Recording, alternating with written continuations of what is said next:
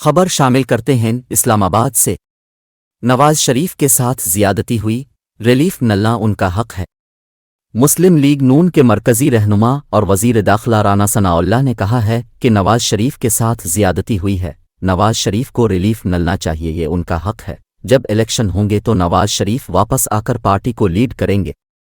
اپنے ایک بیان میں وزیر داخلہ رانا ثناء اللہ نے کہا کہ عمران خان 9 مئی کے اس سارے معاملے کے آرکیٹیکٹ ہیں۔ عمران خان نے نفرت کی سیاست نوجوانوں کے ذہنوں میں اتاری۔ میرے اندازے سے عمران خان کی گرفتاری ضرور ہوگی۔ یہ انویسٹیگیشن ٹیم اور انویسٹیگیشن ایجنسیز کا اختیار ہے کہ وہ کس کو کس حد تک گنہگار ٹھہراتی ہیں۔ نوحے نے کہا کہ دفاعی تنصیبات پر حملہ کیا گیا، ریڈیو پاکستان کی بلڈنگ کو جلایا گیا۔ کیا کبھی کوئی سوچ سکتا ہے کہ شہداء کی نشانیوں کی بے حرمتی کی جائے؟ یہ عوامی رد عمل نہیں تھا۔ کسی شہر میں 10 یا 20 ہزار لوگ جمع نہیں ہوئے، 250 یا 300 لوگوں کو تیار کیا گیا تھا اور ڈیوٹیاں لگائی گئیں۔ پورے ملک میں چند سو لوگوں نے عمران خان کی گرفتاری پر یہ رد عمل دیا۔